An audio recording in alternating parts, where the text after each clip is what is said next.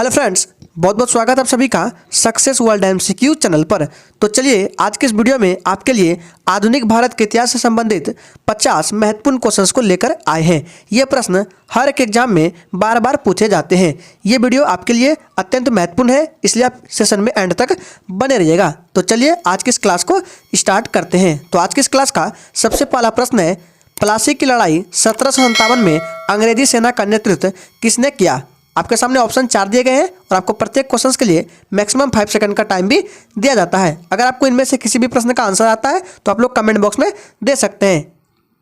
Times up. ये प्रश्न आपके एग्जाम के लिए मोस्ट इंपॉर्टेंट है, तो इसका जो राइट आंसर है ऑप्शन ए के साथ चला जाएगा, रॉबर्ट क्लाइव ने। याद रखिएगा ऑप्शन ए बिल्कुल राइट आंसर हो जाएगा। और ये जो प्लासी की लड़ाई है, ये युद्ध अंग्रेजों और बंगाल के नवाब सिराजुद्दौला के बीच हुआ था। ध्यान दीजिएगा। चलिए आगे बढ़ते हैं। नेक्स्ट क्वेश्चन आपके स्क्रीन पर है, बक्सर के युद्ध जो कि 1764 में हुआ था, अंग्रेजों सेना का नेतृत्व करने वाला कौन था? आंसर करेंगे। ये भी प्रश्न आपके एग्जाम के लिए अत्यंत महत्वपूर्ण है। और अगर आप इसका पीडीएफ भी डाउनलोड करना चाहते हैं तो वीडियो में एंड तक बने रहिएगा, आपको इसका पीडीएफ भी प्रोवाइड करेंगे, वो भी आंसर के साथ।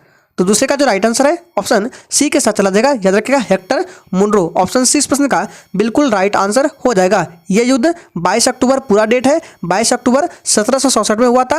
इसी युद्ध की समाप्ति के बाद इलाहाबाद की संधि हुई थी, यह भी ध्यान में रखना है। आपको एग्जाम में पूछा जाता है कि इलाहाबाद की संधि किस युद्ध की समाप्ति के पश्चात हुआ था। ऑप्शन आपके सामने रहेंगे तो आपको टिक करना है। क्या याद रखिएगा कौन सा? बक्सर के युद्ध के समाप्ति के बाद क्या हुआ था? इलाहाबाद की संधि हुई थी। चलिए आगे बढ़ते हैं। तीसरा प्रश्न है, बंगाल का द्वैध शासन कब से कब तक चला? यह प्रश्न आपके एग्जाम के लिए अत्यंत महत्वपूर्ण है। यह प्रश्न कई बार एग्जामों में भी आ चुका है। चलिए तीसरे के लिए आंसर करेंगे। चलिए टाइम्स अप।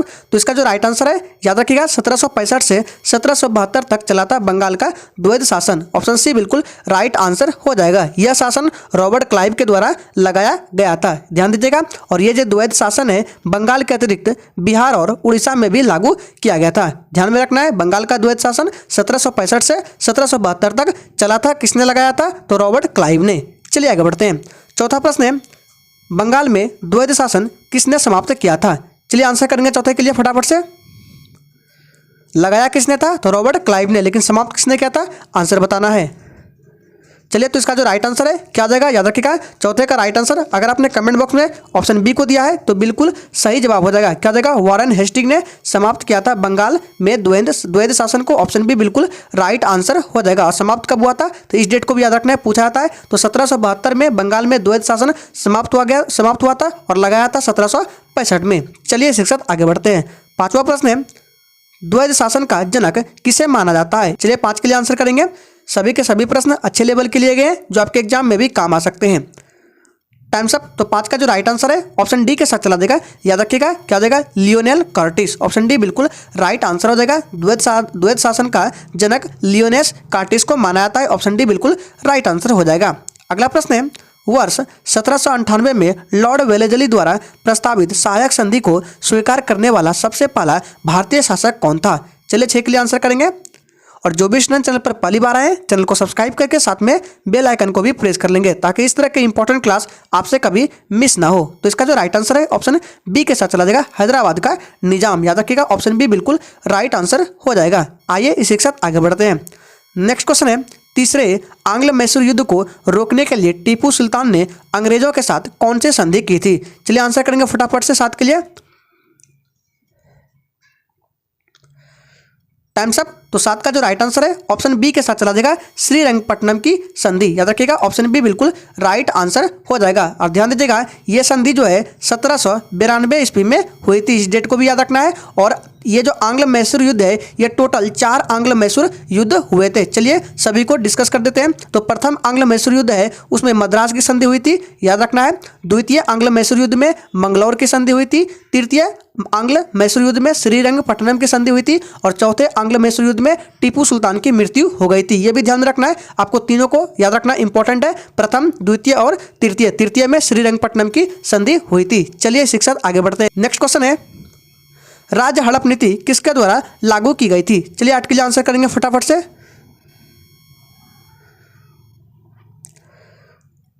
Times up. तो आज का जो राइट आंसर है ऑप्शन चला देगा डी के साथ डलहौजी। ध्यान दीजिएगा, राज्य हड़प नीति किसके द्वारा लागू की गई थी? तो डलहौजी के द्वारा। ऑप्शन डी बिल्कुल राइट आंसर हो जाएगा। चलिए इसी के साथ आगे बढ़ते हैं। नेक्स्ट क्वेश्चन है, किस सिख गुरु ने फारसी में जफरनामा लिखा था? आंसर करेंगे 9 के लिए।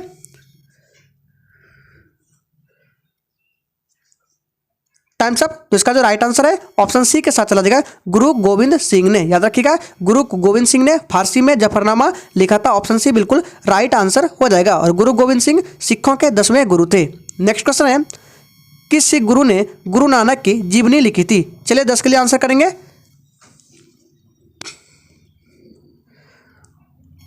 Times up. तो इसका जो राइट आंसर है ऑप्शन चला देगा डी के साथ गुरु अर्जुन देव ने। याद रखिएगा, गुरु अर्जुन देव ने गुरु नानक जो कि सिखों के प्रथम गुरु थे जीवनी लिखी थी। और गुरु नानक देव जो है ये सिखों के 5वें गुरु थे, ये भी ध्यान में रखना है। नेक्स्ट क्वेश्चन है, सिखों के सैन्य संप्रदाय खालसा पंथ का प्रवर्तन किसने किया? चलिए आंसर करेंगे 11 के लिए।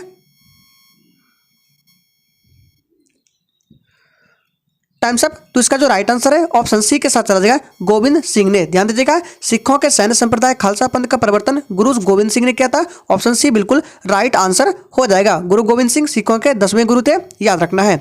नेक्स्ट क्वेश्चन है, टीपू सुल्तान की राजधानी क्या थी? चलिए आंसर करेंगे 12 के लिए।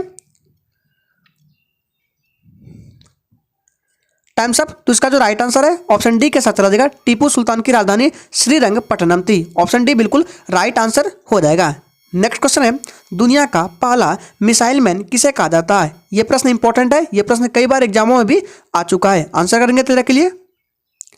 Times up. तो इसका जो राइट आंसर है ऑप्शन डी के साथ चला जाएगा टीपू सुल्तान। याद रखिएगा, दुनिया का पहला मिसाइल मैन कौन है? तो टीपू सुल्तान है। इसको टीपू सुल्तान को मिसाइल मैन क्यों कहा जाता है? तो याद ध्यान दीजिएगा, टीपू सुल्तान ने युद्ध के दौरान छोटे छोटे मिसाइलों का प्रयोग किया था, इसलिए इसे क्या दुनिया का पहला मिसाइल मैन कहा जाता है। अगर आपसे पूछे कि भारत का मिसाइल मैन कौन है, तो एपीजे अब्दुल कलाम है। ध्यान रखना है दोनों प्रश्नों को। नेक्स्ट क्वेश्चन है, 1757 में सिराजुद्दौला किसके द्वारा पराजित किया गया? इंपॉर्टेंट प्रश्न है, आंसर करेंगे। और अगर आपको ये सेशन अच्छा लग रहा है तो सभी लोग सेशन को एक बार दिल से भी लाइक कर देंगे। Times up. तो इसका जो राइट आंसर है सी के साथ चला जाएगा रॉबर्ट क्लाइव ने। याद रखिएगा, सिराजुद्दौला किसके द्वारा पराजित किया गया? तो रॉबर्ट क्लाइव। ऑप्शन सी बिल्कुल राइट आंसर हो जाएगा। और किस युद्ध में? तो प्लासी के युद्ध में।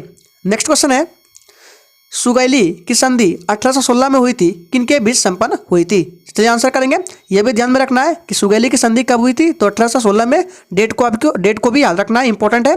तो इसका जो राइट आंसर है ऑप्शन ए के साथ चला जाएगा ईस्ट इंडिया कंपनी और नेपाल के बीच संपन्न हुई थी सुगैली की संधि, जो कि 1816 ईस्वी में संपन्न हुई थी। नेक्स्ट क्वेश्चन है, टीपू सुल्तान की मृत्यु 1799 ईस्वी में कहाँ हुई थी? चलिए फटाफट से आंसर करेंगे। Times up. तो इसका जो राइट आंसर है ऑप्शन सी के साथ चला जाएगा टीपू सुल्तान की मृत्यु 1799 ईस्वी में श्रीरंगपट्टनम में। याद रखिएगा, चौथे आंग्ल मैसूर युद्ध में हुआ था। नेक्स्ट क्वेश्चन है, ठगी प्रथा के उन्मूलन से संबंध गवर्नर जनरल कौन थे? मोस्ट इंपॉर्टेंट और वीवीआई प्रश्न है। चलिए आंसर करेंगे। Times up. तो इसका जो राइट आंसर है ऑप्शन बी के साथ चला जाएगा विलियम बेंटिक। ऑप्शन बी बिल्कुल राइट आंसर हो जाएगा। ये विलियम बेंटिक भारत के प्रथम गवर्नर जनरल भी थे। इन्होंने 1830 ईस्वी में, इस डेट को याद रखना, इंपॉर्टेंट डेट है, पूछा जाता है कि विलियम बेंटिक ने 1830 ईस्वी में ठगी प्रथा का अंत किया था। नेक्स्ट क्वेश्चन है, सती प्रथा का अंत करने का श्रेय किसको जाता है? चलिए आंसर करेंगे 18 के लिए। और अगर आपको किसी भी प्रश्न में डाउट हो रहा है तो तुरंत आप कमेंट बॉक्स में पूछ सकते हैं। Times up. तो इसका जो राइट आंसर है, याद रखिएगा, लॉर्ड विलियम बेंटिक को का श्रेय जाता है सती प्रथा का अंत करने का श्रेय। ऑप्शन बी बिल्कुल राइट आंसर हो जाएगा। और कब किया था? तो याद रखिएगा 1829 ईस्वी में सती प्रथा का अंत करने का श्रेय जाता है लॉर्ड विलियम बेंटिक को। डेट को भी याद रखना है, 1829 ईस्वी। नेक्स्ट क्वेश्चन है, आदि ग्रंथ किसने संकलित किया था? चलिए 19 के लिए आंसर करेंगे। और सेशन के लास्ट में अपना अपना स्कोर भी दीजिएगा कि अपने 50 प्रश्नों में से कितने प्रश्न का सही सही जवाब दिए हैं। तो 19 का जो राइट आंसर है ऑप्शन चला देगा सी के साथ। याद रखिए, गुरु अर्जुन देव ने। आदि ग्रंथ किसने संकलित किया था? तो गुरु अर्जुन देव ने। ऑप्शन सी बिल्कुल राइट आंसर हो जाएगा। नेक्स्ट क्वेश्चन है, भारतीय शिक्षा का मैग्ना कार्टा किसे कहा जाता है? यह प्रश्न आपके एग्जाम के लिए मोस्ट इंपॉर्टेंट है। चलिए आंसर करेंगे 20 के लिए। Times up. तो ध्यान दीजिएगा, भारतीय शिक्षा का मैग्ना कार्टा 1854 के वुड्स डिस्पैच को कहा जाता है। ऑप्शन डी बिल्कुल राइट आंसर हो जाएगा। एक प्रश्न और बनता है कि भारतीय संविधान का मैग्ना कार्टा किसे कहा जाता है, तो याद रखिएगा संविधान के भाग 3 को ध्यान में रखना है। संविधान के भाग 3 को भारतीय संविधान का मैग्ना कार्टा कहा जाता है, यह भी ध्यान में रखना है। चलिए आगे बढ़ते हैं। नेक्स्ट क्वेश्चन है, किसके शासनकाल में ब्लैक होल दुर्घटना घटित हुई थी। चलिए आंसर करेंगे किसके लिए, और फिर से बोल रहे हैं सेशन में एंड तक बने रहिएगा, ये प्रश्न आपके एग्जाम के लिए अत्यंत महत्वपूर्ण है। तो इसका जो राइट आंसर है ऑप्शन सी के साथ चला जाएगा, सिराजुद्दौला। ऑप्शन सी बिल्कुल राइट आंसर हो जाएगा। चलिए इसी के साथ आगे बढ़ते हैं। अगला प्रश्न है, किसके समय में कलकत्ता में प्रथम न्यायालय की स्थापना की गई थी। चलिए 22 के लिए आंसर करेंगे।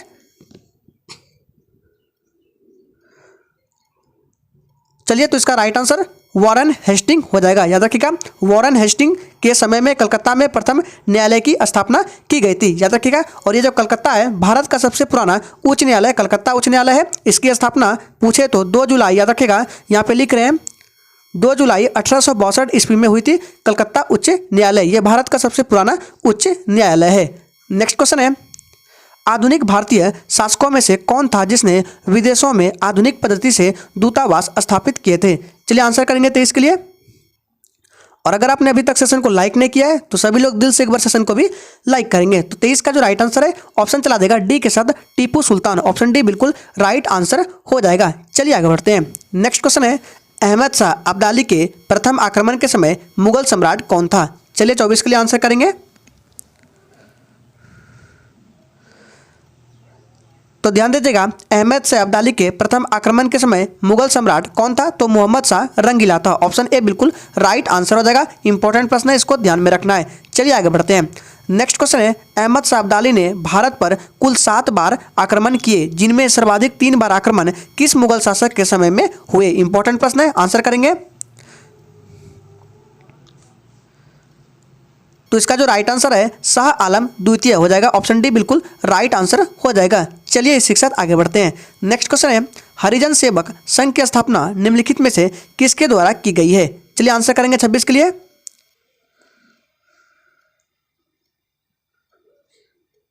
Times up. तो इसका जो राइट आंसर है ऑप्शन सी के साथ चला जाएगा, महात्मा गांधी। ऑप्शन सी बिल्कुल राइट आंसर हो जाएगा। और हरिजन सेवक संघ की स्थापना 1932 ईस्वी में, इस डेट को याद रखना है, 1932 ईस्वी में हुई थी और इसके प्रथम अध्यक्ष घनश्याम दास बिड़ला थे। चलिए आगे बढ़ते हैं। नेक्स्ट क्वेश्चन है, महात्मा गांधी ने कब हरिजन पत्रिका का प्रकाशन आरंभ किया था। चलिए आंसर करेंगे। चलिए तो इसका जो राइट आंसर है, आरंभ कब किया था, तो आरंभ किया था 1933 ईस्वी में। ऑप्शन डी बिल्कुल राइट आंसर हो जाएगा। अगला प्रश्न है, भारत की आज़ादी के समय इंग्लैंड में किस पार्टी की सरकार थी। यह प्रश्न कई बार एग्जामों में पूछा जा चुका है, इंपॉर्टेंट प्रश्न है। चलिए आंसर करेंगे 28 के लिए। तो ध्यान दीजिएगा, भारत की आज़ादी के समय इंग्लैंड में लेबर पार्टी की सरकार थी। ऑप्शन ए बिल्कुल राइट आंसर हो जाएगा। चलिए आगे बढ़ते हैं। नेक्स्ट क्वेश्चन है, भारत की आज़ादी के समय ब्रिटेन का प्रधानमंत्री कौन था। यह भी प्रश्न आपके एग्जाम के लिए इंपॉर्टेंट है। चलिए आंसर करेंगे 29 के लिए। Times up. तो इसका जो राइट आंसर है ऑप्शन चला देगा क्लेमेंट एटली। ऑप्शन ए बिल्कुल राइट आंसर हो जाएगा। भारत की आज़ादी के समय ब्रिटेन के प्रधानमंत्री क्लेमेंट एटली थे। ऑप्शन ए बिल्कुल राइट आंसर हो जाएगा। नेक्स्ट क्वेश्चन है, भारत का ग्रैंड ओल्ड मैन किसे कहा जाता है। चलिए आंसर करेंगे 30 के लिए। Times up. तो इसका जो राइट आंसर है सी के साथ चला जाएगा, दादा भाई नौरोजी को भारत का ग्रैंड ओल्ड मैन कहा जाता है। ऑप्शन सी बिल्कुल राइट आंसर हो जाएगा। अगला प्रश्न है, भारतीय राष्ट्रीय कांग्रेस का प्रथम अध्यक्ष कौन था। यह प्रश्न कई बार एग्जामों में पूछा जा चुका है, इंपॉर्टेंट प्रश्न है। आंसर देंगे 31 के लिए। Times up. तो इसका जो राइट आंसर है WC बनर्जी हो जाएगा। ऑप्शन ए बिल्कुल राइट आंसर हो जाएगा। पूरा नाम है व्योमेश चंद्र बनर्जी, भारतीय राष्ट्रीय कांग्रेस के प्रथम अध्यक्ष थे। और भारतीय राष्ट्रीय कांग्रेस की स्थापना 28 दिसंबर, याद रखिएगा 28 दिसंबर 1885 ईस्वी को बंबई के गोकुल दास तेजपाल संस्कृत महाविद्यालय में की गई थी। और संस्थापक कौन थे, तो A.O. ह्यूम, ध्यान में रखना है। नेक्स्ट क्वेश्चन है, भारतीय राष्ट्रीय कांग्रेस के संस्थापक कौन थे। चलिए आंसर करेंगे 32 के लिए। Times up. तो इसका जो राइट आंसर है ऑप्शन डी के साथ चला जाएगा, A.O. ह्यूम ने भारतीय राष्ट्रीय कांग्रेस की स्थापना की थी 1885 ईस्वी में। चलिए इसी के साथ आगे बढ़ते हैं। नेक्स्ट क्वेश्चन है, भारतीय राष्ट्रीय कांग्रेस का प्रथम महिला अध्यक्ष कौन थी? आंसर देंगे 33 के लिए। Times up. तो इसका जो राइट आंसर है ऑप्शन चला देगा ए के साथ, याद रखिएगा एनी बेसेंट। ऑप्शन ए इस प्रश्न का बिल्कुल राइट आंसर हो जाएगा। एनी बेसेंट को 1917 में, इस डेट को याद रखना है, 1917 में कोलकाता में कांग्रेस की पहली महिला अध्यक्ष चुना गया था। नेक्स्ट क्वेश्चन है, महात्मा गांधी ने कांग्रेस के किस एकमात्र अधिवेशन की अध्यक्षता की थी? यह प्रश्न कई बार एग्जामों में आ चुका है, इंपॉर्टेंट प्रश्न है। चलिए आंसर करेंगे 34 के लिए। चलिए, तो इसका जो राइट आंसर है बेलगांव अधिवेशन हो जाएगा। ऑप्शन बी बिल्कुल राइट आंसर हो जाएगा। यहाँ पे मिसप्रिंटिंग हो गया है, क्या हो जाएगा बेलगांव अधिवेशन। और ये अधिवेशन कर्नाटक में हुआ था। कब हुआ था उस डेट को भी याद रखना है, तो 1924 में। ये डेट बार बार एग्जाम में पूछा जाता है, तो ध्यान में रखना है। महात्मा गांधी ने 1924 के कांग्रेस के बेलगांव अधिवेशन में अध्यक्षता की थी। कहाँ हुआ था? कर्नाटक में। नेक्स्ट क्वेश्चन है, रॉलेट एक्ट किस वर्ष में पारित हुआ था? इंपॉर्टेंट प्रश्न है, आंसर देंगे 35 के लिए। Times up. तो याद रखिएगा रॉलेट एक्ट किस वर्ष पारित हुआ था? तो 1919 ईस्वी में। ऑप्शन बी बिल्कुल राइट आंसर हो जाएगा, ध्यान रखिएगा। और रॉलेट एक्ट को काला कानून भी कहा जाता है। नेक्स्ट क्वेश्चन है, गांधी जी ने सर्वप्रथम भारत में सत्याग्रह का प्रयोग कहाँ किया? इंपॉर्टेंट प्रश्न है, आंसर करेंगे। तो इसका जो राइट आंसर है, गांधी जी ने सर्वप्रथम भारत में पहला सत्याग्रह बिहार के चंपारण में किया था। ऑप्शन सी बिल्कुल राइट आंसर हो जाएगा। और बिहार के चंपारण में कब किया था? तो 1917 में। और एक प्रश्न यहाँ से बनता है कि गांधी जी ने सबसे पहला सत्याग्रह कहाँ किया था? तो सबसे पहला पूछेगा भारत को छोड़ के, तो ये दक्षिण अफ्रीका में किया था। उसके बाद सर्वप्रथम भारत में बिहार के चंपारण में 1917 में किया था। इस डेट को भी याद रखना है। नेक्स्ट क्वेश्चन है, चौरी चौरा कांड नामक घटना कब घटी थी? चलिए आंसर करेंगे 37 के लिए। Times up. तो इसका जो राइट आंसर है ऑप्शन चला देगा 1922। याद रखिएगा चौरी चौरा कांड नामक घटना 1922 पूरा डेट है, 4 फरवरी 1922 को घटी थी। और ध्यान में रखना है असहयोग आंदोलन के दौरान यह घटना घटी थी। और असहयोग आंदोलन कब हुआ था? तो 1 अगस्त, ध्यान में रखना है 1 अगस्त 1920 को प्रारंभ हुआ था असहयोग आंदोलन, और समाप्त हुआ था फरवरी 1922 में। चलिए आगे बढ़ते हैं। अगला प्रश्न है, स्वराज मेरा जन्मसिद्ध अधिकार है, यह किसने कहा था? इंपॉर्टेंट प्रश्न है, आंसर करेंगे। चलिए, तो इसका राइट आंसर लोकमान्य गंगाधर तिलक हो जाएगा। ऑप्शन बी बिल्कुल राइट आंसर हो जाएगा। नेक्स्ट क्वेश्चन है, भारतीय राष्ट्रीय कांग्रेस से त्यागपत्र देने के बाद सुभाष चंद्र बोस ने निम्नलिखित में से किसकी स्थापना की थी? चलिए आंसर करेंगे। सभी के सभी प्रश्न इंपॉर्टेंट है। Times up. तो इसका जो राइट आंसर है डी के साथ चला जाएगा फॉरवर्ड ब्लॉक की। ऑप्शन डी बिल्कुल राइट आंसर हो जाएगा। और स्थापना कब? तो 22 जून 1939 ईस्वी में सुभाष चंद्र बोस ने फॉरवर्ड ब्लॉक की स्थापना की थी। याद रखना इस डेट को। चलिए आगे बढ़ते हैं। नेक्स्ट क्वेश्चन आपके स्क्रीन पर है, महात्मा गांधी द्वारा चंपारण सत्याग्रह शुरू हुआ था। चलिए आंसर करेंगे। Times up. तो इसका राइट आंसर 1917 हो जाएगा। ऑप्शन सी बिल्कुल राइट आंसर हो जाएगा। चलिए इसी के साथ आगे बढ़ते हैं। नेक्स्ट क्वेश्चन है, गदर पार्टी का मुख्यालय कहाँ था? चलिए आंसर करेंगे 41 के लिए। Times up. तो इसका जो राइट आंसर है ऑप्शन चला देगा सैन फ्रांसिस्को में। याद रखिएगा गदर पार्टी का मुख्यालय सैन फ्रांसिस्को। और गदर पार्टी की स्थापना 15 जुलाई, डेट को याद रखना है, 15 जुलाई 1913 में हुआ था। और इसके संस्थापक व अध्यक्ष कौन थे? तो सरदार सोहन सिंह भोगना थे। नेक्स्ट क्वेश्चन है, किस राष्ट्रीय नेता को लोकहितवादी कहा गया है? चलिए आंसर करेंगे। किस राष्ट्रीय नेता को लोकहितवादी कहा गया है? Times up. तो इसका जो राइट आंसर है गोपाल हरि देशमुख को कहा गया है लोकहितवादी। याद रखिएगा ऑप्शन ए बिल्कुल राइट आंसर हो जाएगा। नेक्स्ट क्वेश्चन है, भारत छोड़ो आंदोलन कब हुआ था? इंपॉर्टेंट प्रश्न है। Times up. तो इसका जो राइट आंसर है ऑप्शन चला देगा बी के साथ 1942 में। पूरा डेट है 8 अगस्त 1942 में भारत छोड़ो आंदोलन हुआ था। ध्यान में रखना है। और इसी आंदोलन में महात्मा गांधी ने करो या मरो का नारा भी दिया था। नेक्स्ट क्वेश्चन है, 1905 में सर्वेंट्स ऑफ इंडिया सोसाइटी को किसने आरंभ किया? इंपॉर्टेंट प्रश्न है। चलिए आंसर करेंगे 41 के लिए। और बता दें कि आपको इसका पीडीएफ कहाँ पर डाउनलोड करना है। तो पीडीएफ के लिए डिस्क्रिप्शन बॉक्स में टेलीग्राम चैनल का लिंक दिया गया है, जाइए टेलीग्राम चैनल को ज्वाइन कर लीजिए। वहाँ पर आप जाकर इसका पीडीएफ बिल्कुल फ्री में डाउनलोड कर सकते हैं। और पीडीएफ में प्रत्येक क्वेश्चन के नीचे आंसर भी रहेंगे। तो 44 का जो राइट आंसर है ऑप्शन ए के साथ चला जाएगा गोपाल कृष्ण गोखले। ऑप्शन ए बिल्कुल राइट आंसर हो जाएगा। इसकी स्थापना गोपाल कृष्ण गोखले ने 1905 में पुणे महाराष्ट्र में की थी। नेक्स्ट क्वेश्चन है, दिल्ली चलो का नारा किसने दिया था? इंपॉर्टेंट प्रश्न है, आंसर करेंगे। Times up. तो इसका जो राइट आंसर है सुभाष चंद्र बोस ने दी थी दिल्ली चलो का नारा। इसके अलावा ये भी दिया था तुम मुझे खून दो मैं तुम्हें आज़ादी दूंगा, ये भी नारा सुभाष चंद्र बोस ही ने दिया था। नेक्स्ट क्वेश्चन है किस कांड के कारण असहयोग आंदोलन बंद करना पड़ा? इंपॉर्टेंट प्रश्न है। Times up. तो याद रखिएगा वो कांड है चौरी चौरा। ऑप्शन ए बिल्कुल राइट आंसर हो जाएगा। कब हुआ था यह कांड? तो 4 फरवरी 1922 को। नेक्स्ट क्वेश्चन है निम्नलिखित में से कौन सीमांत गांधी के नाम से जाने जाते हैं? इंपॉर्टेंट प्रश्न है।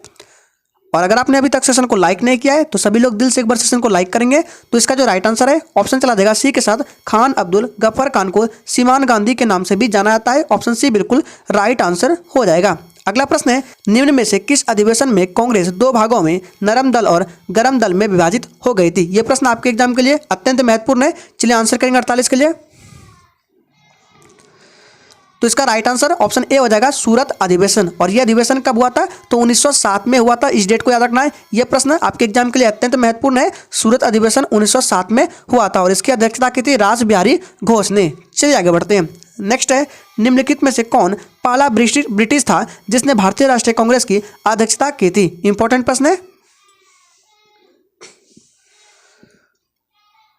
Times up. तो इसका जो राइट आंसर है ऑप्शन ए के साथ चला जाएगा जॉर्ज व्हीले। ऑप्शन ए बिल्कुल राइट आंसर हो जाएगा। ध्यान में रखिएगा। और कब की थी? तो 1888 ईस्वी में 1888 ईस्वी में इलाहाबाद में कांग्रेस की अध्यक्षता की थी। चलिए शिक्षक आगे बढ़ते हैं। नेक्स्ट क्वेश्चन है भारतीय राष्ट्रीय कांग्रेस के किस अधिवेशन में वंदे मातरम को पहली बार गाया गया था? चलिए आंसर करेंगे। यह आज के सेशन का आखिरी प्रश्न है।